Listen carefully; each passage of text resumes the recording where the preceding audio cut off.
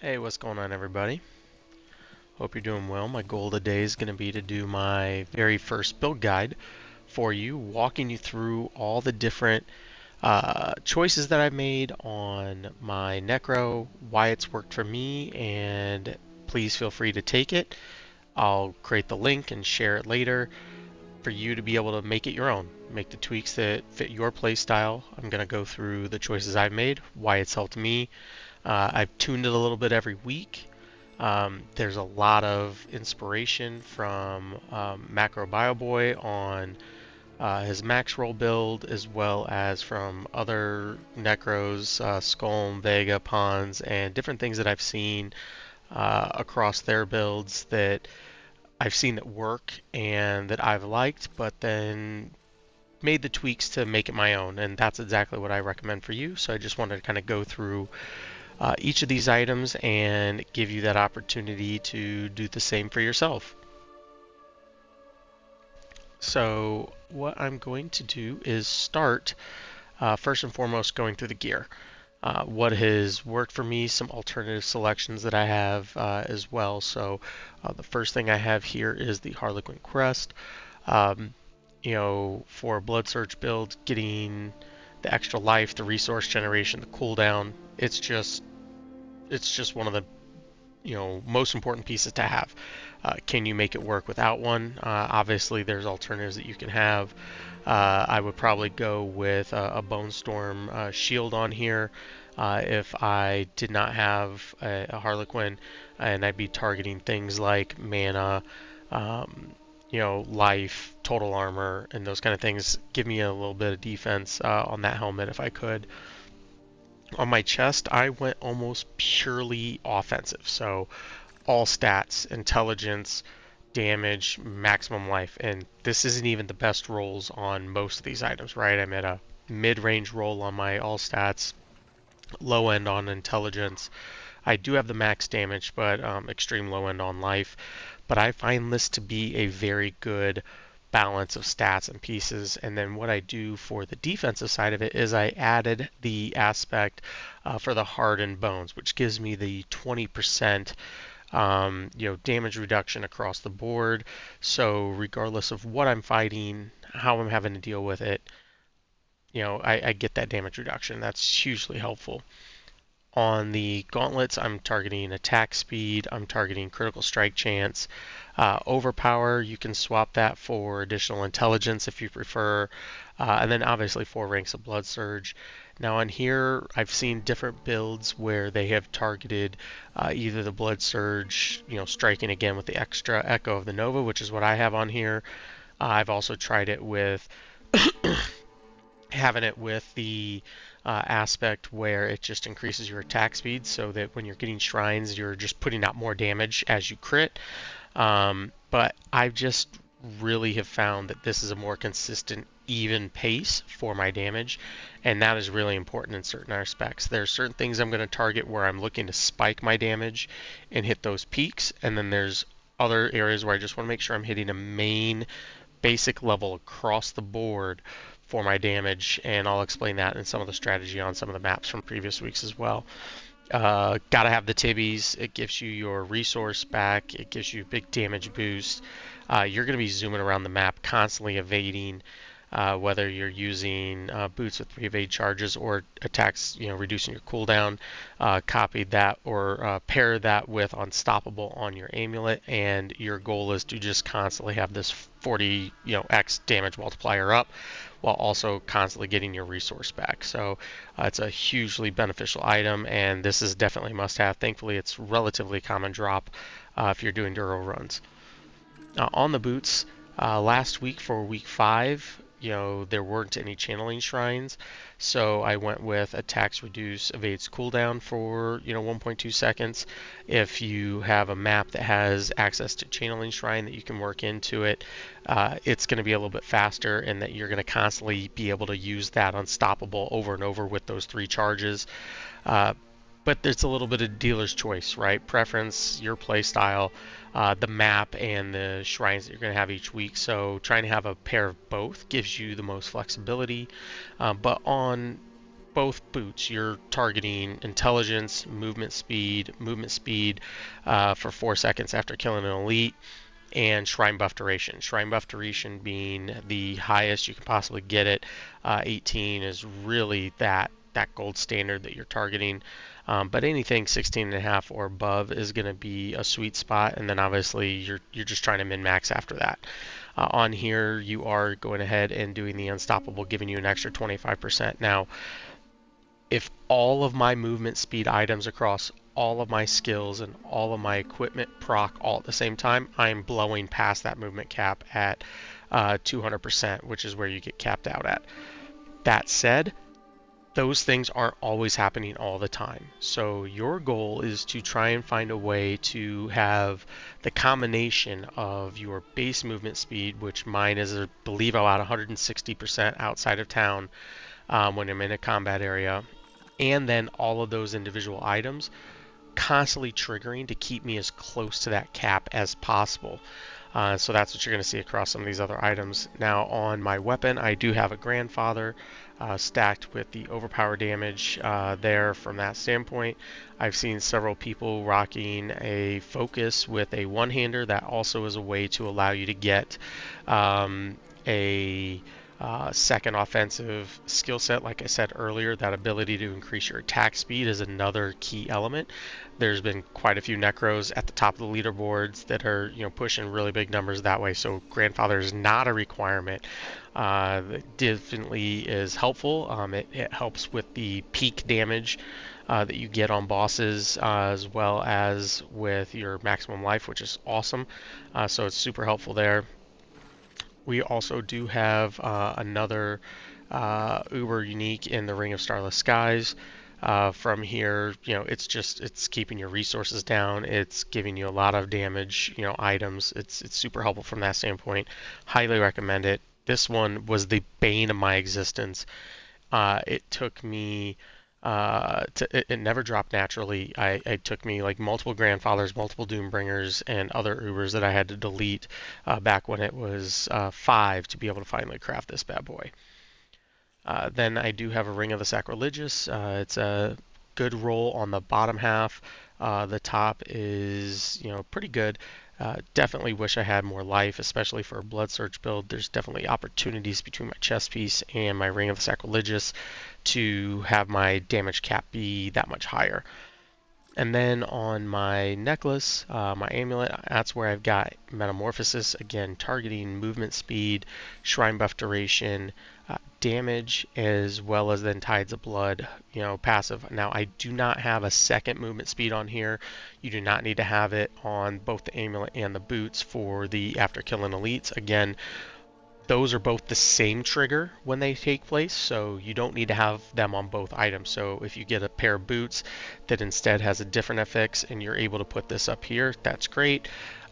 You can go either or. Other really good options instead of just damage are cooldown reduction or essence reduction are good options here. I've also seen quite a few builds that are rocking Coalesce Blood versus Tides of Blood. Coalesce Blood is going to be more on that even keel from a damage standpoint.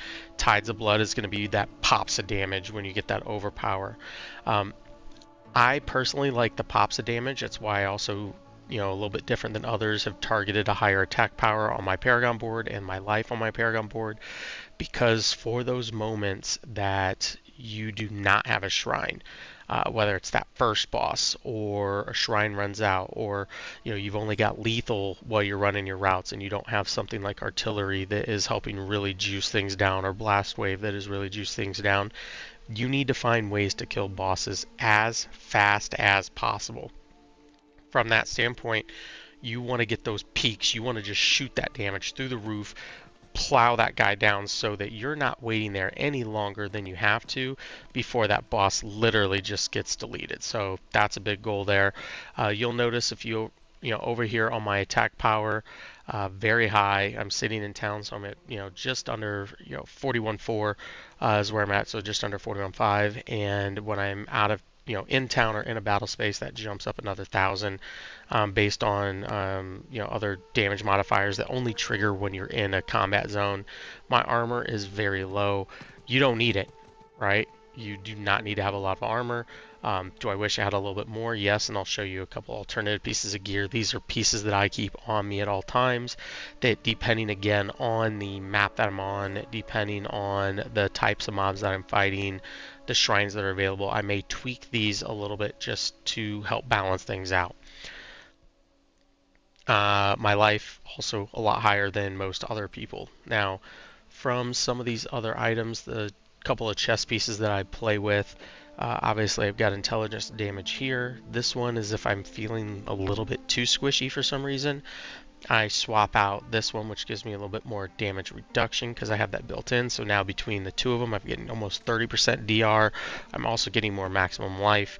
That's really the biggest piece that I'm still searching for in the perfect chess piece that I don't have, is, you know, having the chess piece that I have on my body, or on my guy right now equipped, where it's all stats, intelligence, damage. But if that maximum life was at a higher level, and if that intelligence was at a higher level, I would be doing, you know, even that much more damage. And the reason your life is so important for those peaks of damage is your overpower is calculated based on your amount of life that you have at the time that it triggers, as well as the amount of fortify, and a combination of those two.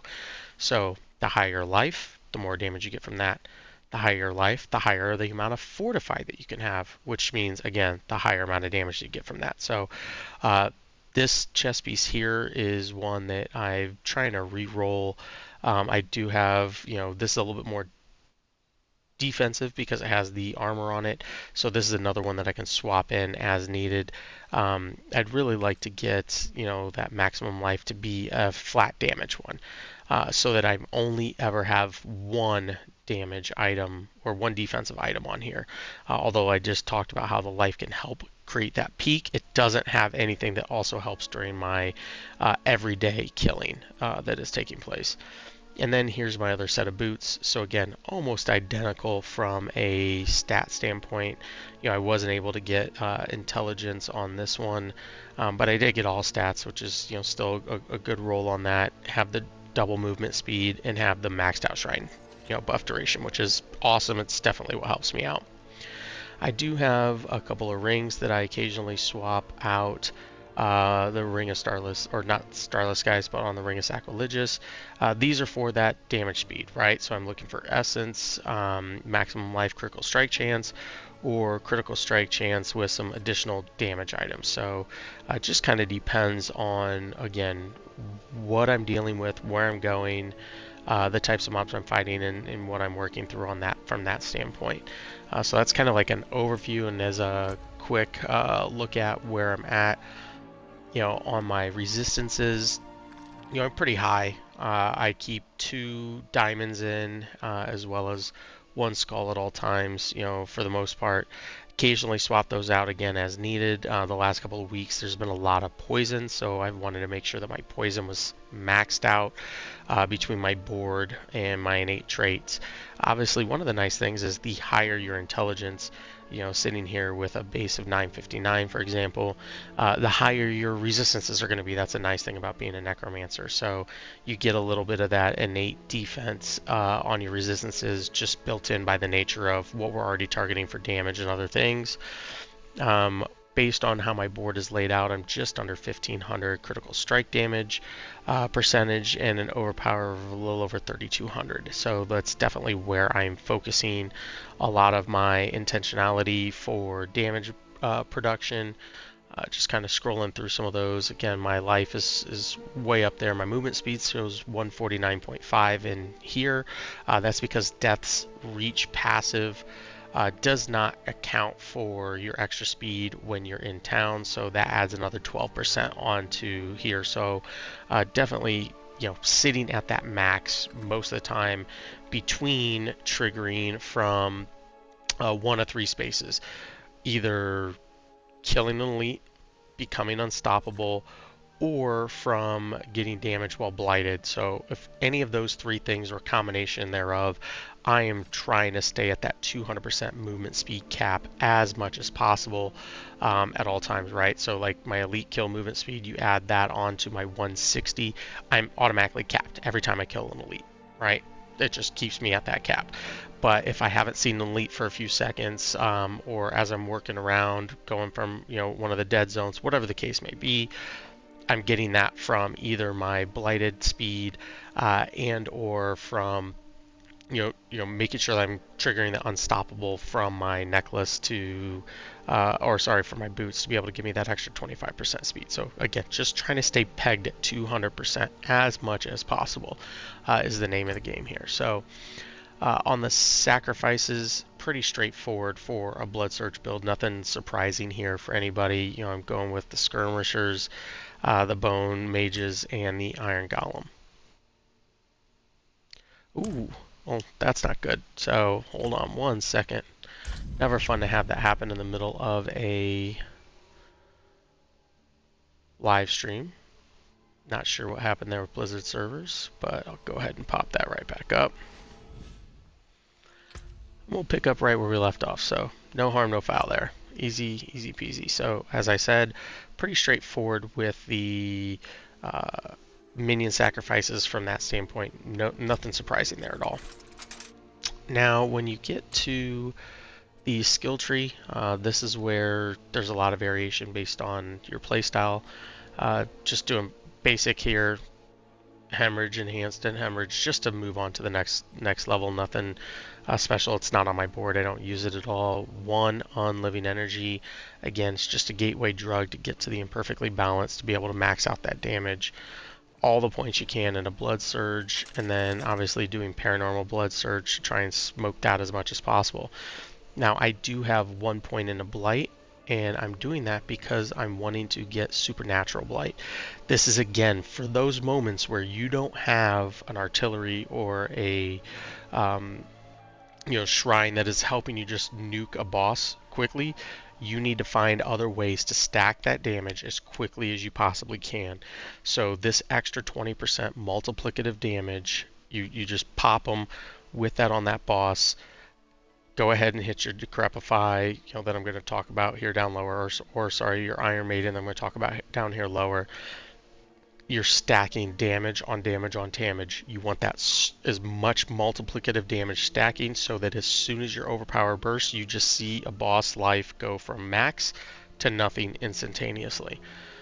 I do keep 1 here on Hued Flesh, and this is just to help generate a few corpses as I'm going through. This is helping with my resource gen. It's helping with my blighted corpse explosion, which you're going to see down here. So just have a little bit of things in here. There's no extra points in here. This is all coming from my ring and my Harlequin.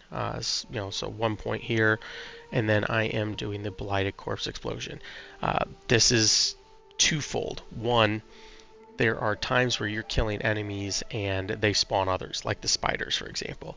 And sometimes you're going so fast because you've got a glory shrine on and you're just trying to get from point A to point B as quickly as you can, and those are spawning. You can't always just sit there and wait. And sometimes an artillery shrine will shoot behind you. Sometimes your blood surge will get those enemies behind you.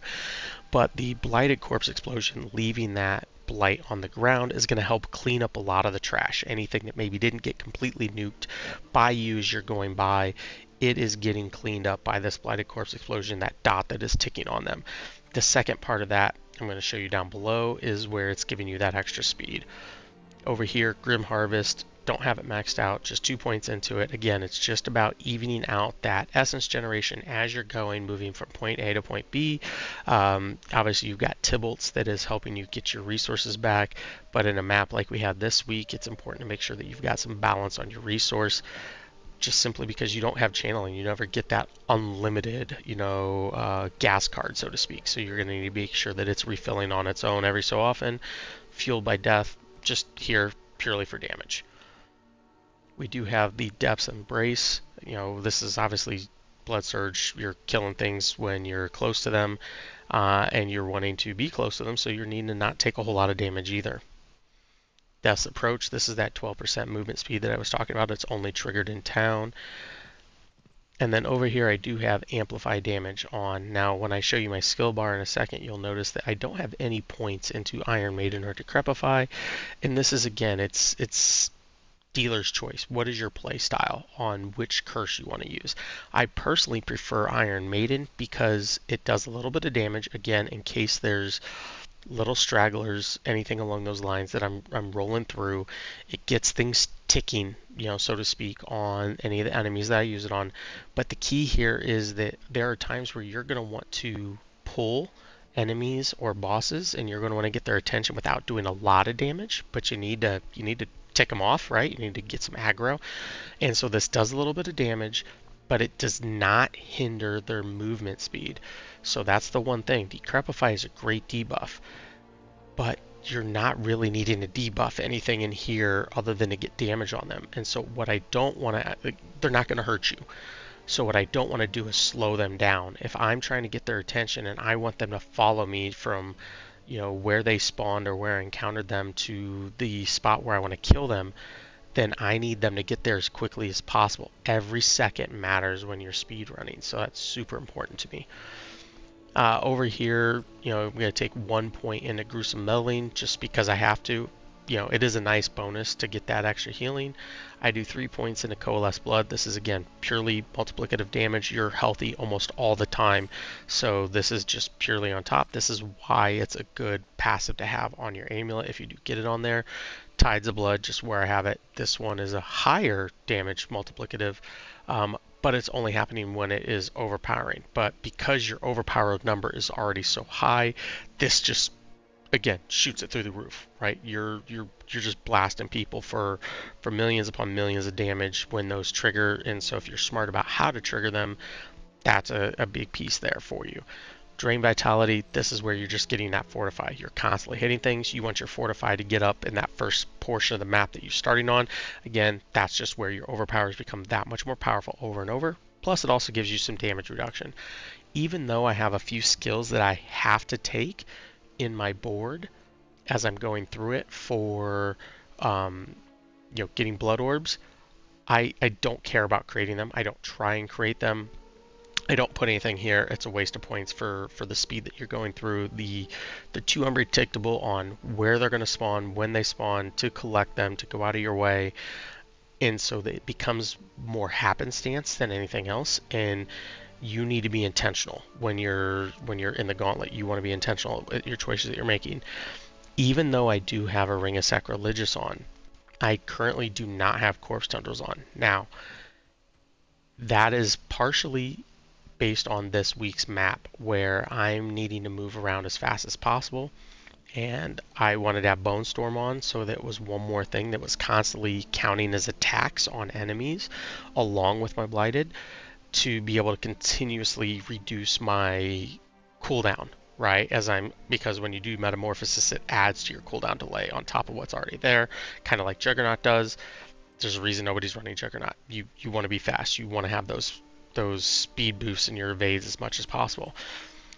So I keep that up on there, but I don't do Corpse Tendrils because I wanted to have the Bone Storm. Now, the other piece about Corpse Tendrils is, again, it's all about intentionality.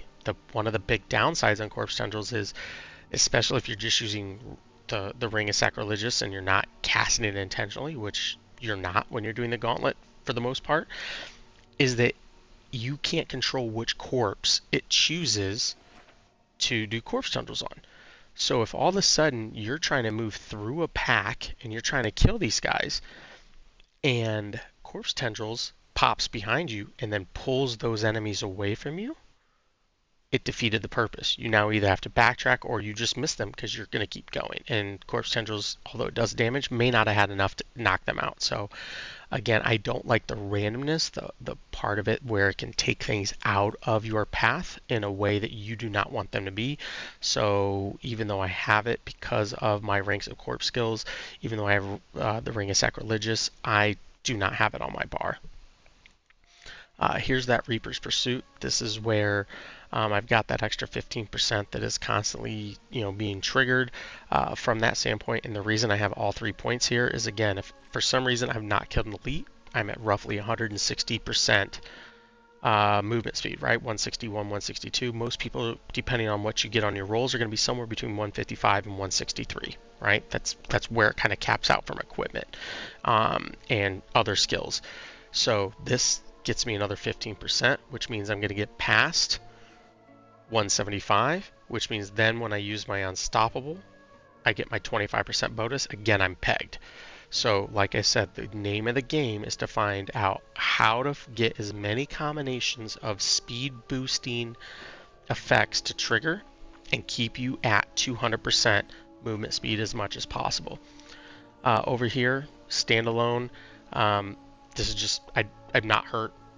I'm not really ever hurting for life, except on very rare occasions, and on those rare occasions, it's not worth giving up the extra bonuses to have that everywhere else.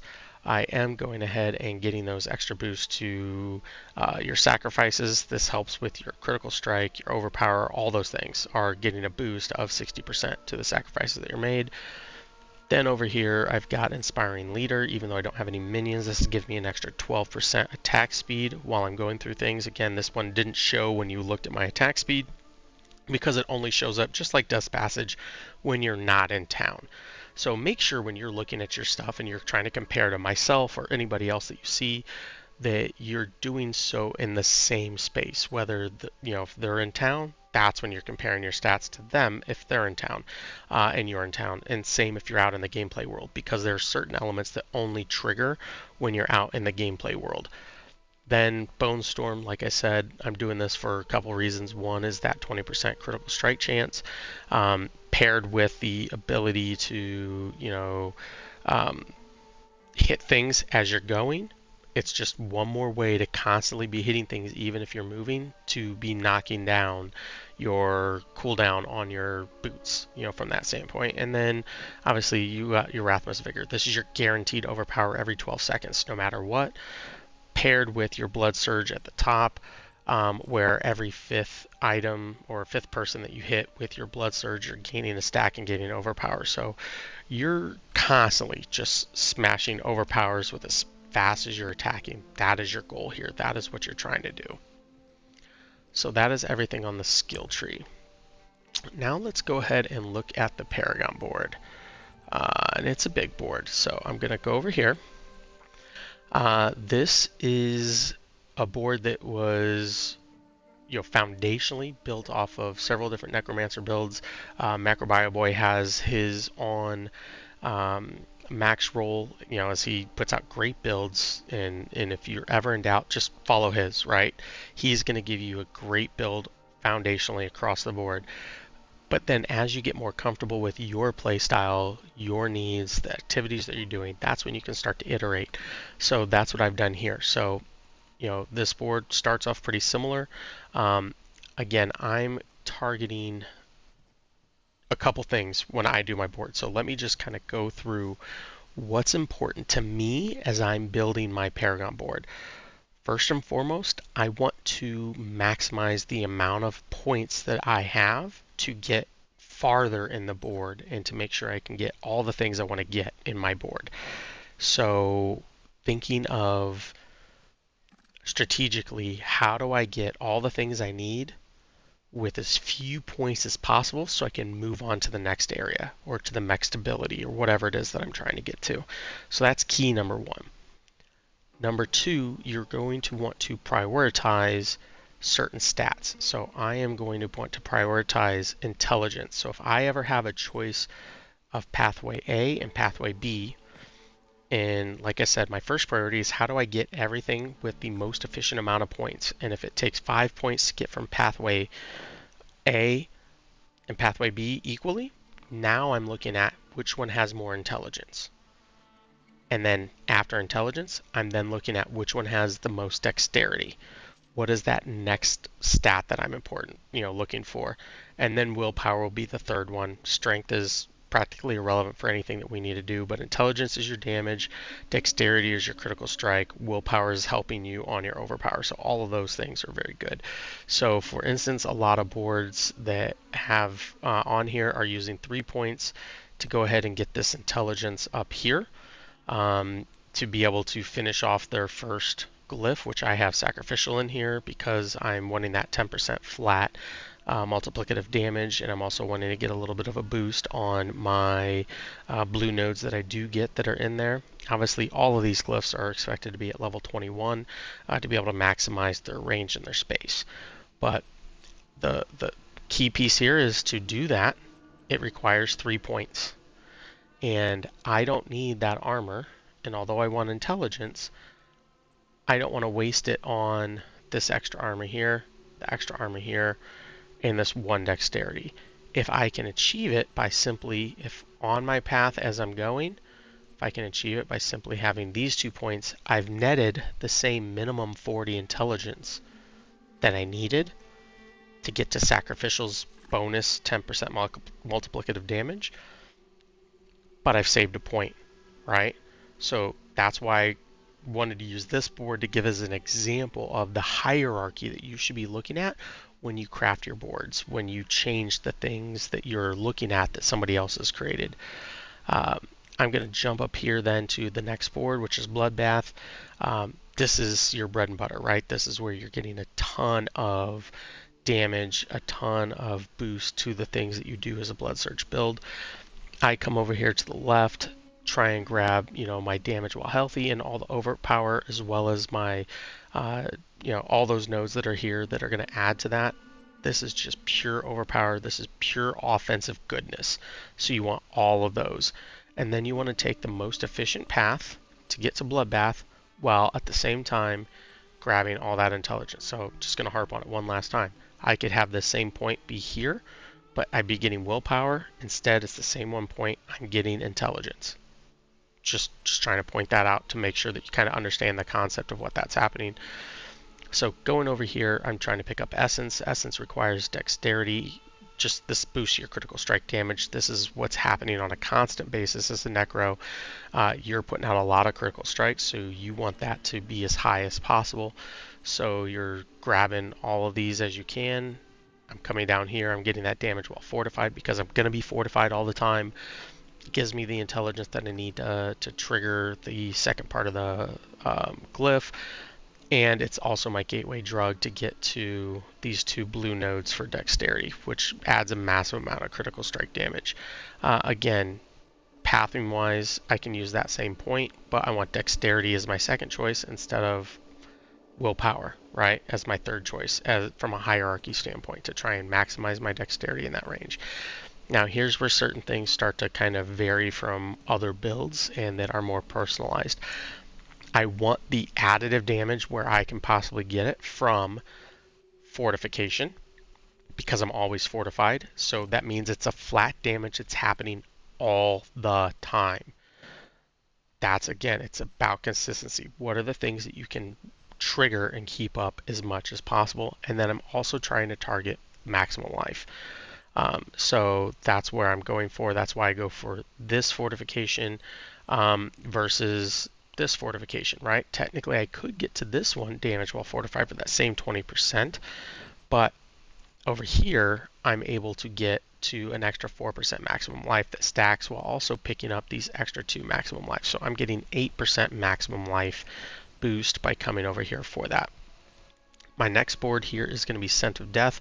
This is a pass-through board. I'm just trying to get through as efficiently as possible while picking up the best trade-off for the items that I have. So I'm coming up here, getting that big damage to healthy as well as critical strike damage. That's a massive, massive rare node. Make sure you get that one.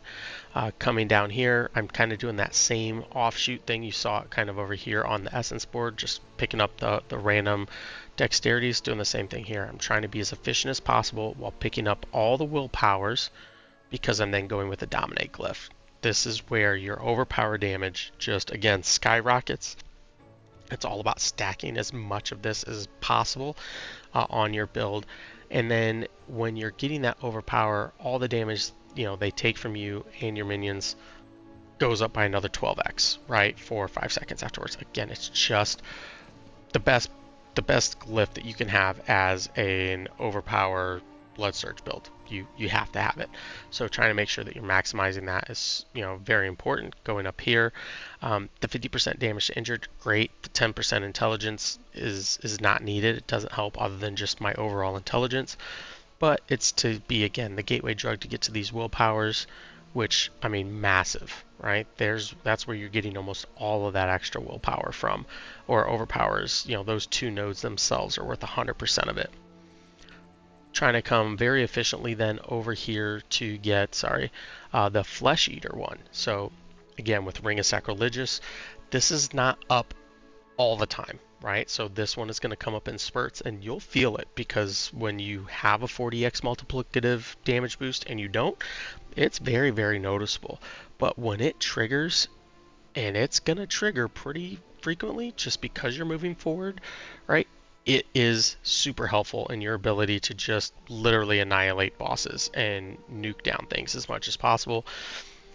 Because I do have the corporeal glyph in here, I get the 150% bonus on the blue nodes. So again, I'm targeting some resistance here. This is where I'm getting, between these three, I'm getting almost 14% resistance. It's very, very helpful.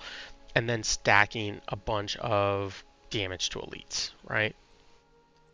Picking up a little bit of extra dexterity on my way, but we're really targeting that, 20, 40, 60, almost 100% damage to elites.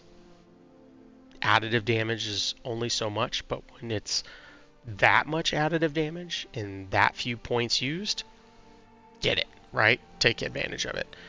Then I'm going to drop down here, and this is, again, another area where it kind of varies a little bit in my personal style compared to some of the others that are, out there. On Macrobio Boy's board on Maxroll, he does go with this board here, this Blood Begets Blood. Again, Blood Orbs, not consistent enough to be able to get it, so I don't waste any points coming over here to get this legendary node. But mine is mirrored. The reason mine is mirrored is I'm coming over here, I'm wanting to make sure that I'm getting that overpower damage and really boosting it up. And then I want the Imbiber Glyph here. This is where I probably vary the most from any others that I've seen. I do believe Pons also, who's a phenomenal Necro, he's on the top of the leaderboards. A lot of weeks. I think he was just number one for last week. Vega the week before, Pons the week before. Like, they are like just traded off at the top of the leaderboards for this.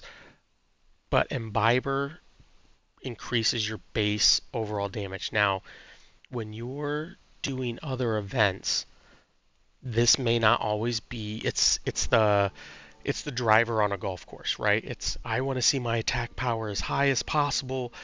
But everybody knows you got to be able to putt to be able to actually score on a golf course. It's not just about a driver. That's kind of what Imbiber is in most parts of the game. Makes your attack power look really, really high, but because of how all the things are factored in, it doesn't actually do a whole lot for you other than, fill your ego. The reason it's important in the Gauntlet is the shrines that do damage are doing damage based on your base attack power. So the higher that you can have your base attack power, the higher those shrines damage output are going to be when you're tearing through things as much as possible. So that's why in this case, Imbiber is very, very helpful from that standpoint, and it's a little bit unique compared to other areas. I'm kind of sliding over here. Again, the damage after picking up a blood orb, I don't generate any blood orbs. It's not something I'm doing, so it doesn't help me, but it's a means to an end to be able to get to more overpower damage, as well as for one point that would normally give me 5 intelligence, I'm getting 10. So it's still a good investment compared to most scenarios, but it's really because I'm coming over here to grab those 3 overpower damages to boost on everything else. And then I'm coming over here and just grabbing that extra damage while healthy. From that standpoint, this is one of those pieces that could probably go away and get moved to somewhere else. It's not going to hurt me from anything from that standpoint, except for, sorry. I'm wanting to get that willpower. Sorry. Totally messed up there. Didn't realize what I was removing when I did that. So just coming over here to grab that willpower for that damage while healthy on that Imbiber that I was just talking about.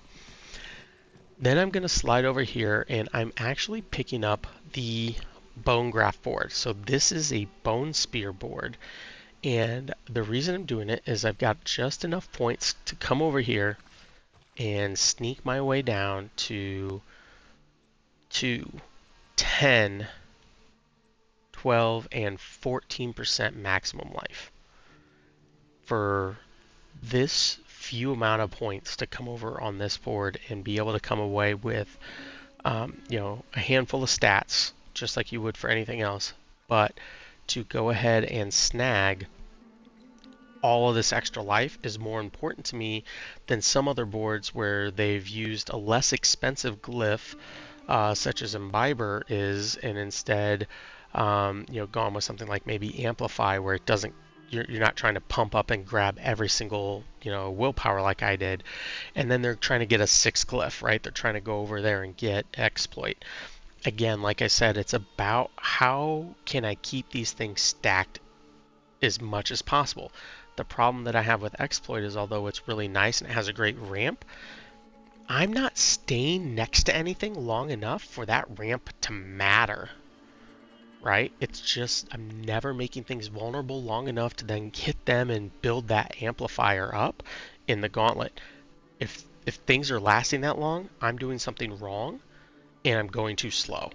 So I, again, am focusing on how do I kill things as fast as possible, especially the big things with lots of hit points. I need my attack power as high as possible. I need my overpower as high as possible, my critical strike as high as possible, and I need my life to be as high as possible, because that then triggers with my overpower, with my fortify, and all those things that I was explaining at the beginning. So that's what I am doing from a skill set standpoint. When I'm in the gauntlet, I am also using my heady acrobatics elixir. There have been times where I've used in the past, a critical strike elixir, elixir cruelty, elixir fortitude, but this one really just makes a massive difference when speed is everything. They're not cheap to make, but you can craft them, which is the other nice thing. When you're working with elixir fortitude or elixir cruelty, you've got to find them, which is a lot of farming, versus the acrobatics elixir, which you still have to farm for, but you can make them. So you can make them on demand. It's not just random complete luck. And then make friends with a few people that are farmers and trade them items that they need and try and get those. I also try and use Chorus of War as well as Sage's Whisper just to boost my intelligence and my all-around stats. So the 40 from there, the 25 from there, so that 65 puts me over 1,000 intelligence when I'm in the battle arena, so to speak. So just wanted to kind of give that overview, that build guide. I will go ahead and add the link in here below to make sure that you can go over and get it. I do have it posted over on Maxroll. So let me go ahead and see if I can do that again with that post, because it didn't look like it showed up the last time. So I'm going to go ahead and snag that, put that in here. And, look, I hope this helps you. I hope that this is something that you're able to utilize in your builds. And even if you're not playing the same way that I am, if you're wanting to get better at the gauntlet, hopefully this shared, my ideas, my insights that have helped me hit the leaderboards each week, and just to make sure that haven't opened up the map or anything yet this week. Let me go ahead and pull this up. So rank 4 overall across all platforms last week on the solos, and then my buddy Scrunchon and I, we do some duos. We had that there. And so if we go to Hall of Ancients, there I am on the Xbox leaderboard. There I am on the overall, and it's the same thing if I'm bouncing back and forth between Xbox, because I'm a console player, so things are a little bit different for PC. The benefits on both sides of things just kind of depending on how you're playing. But if you go back and look, okay, week 4, same thing, number 2. So I just wanted, I'm always in that range from week to week. And these are the things that I'm using to help me get there. And hopefully they're able to help you find enjoyment in the gauntlet, solve the puzzles, and make things better for yourself. So thank you for checking out my build guide, and hopefully this helps you, and I'll keep making them in the future if they're helpful for those of you that utilize them and watch.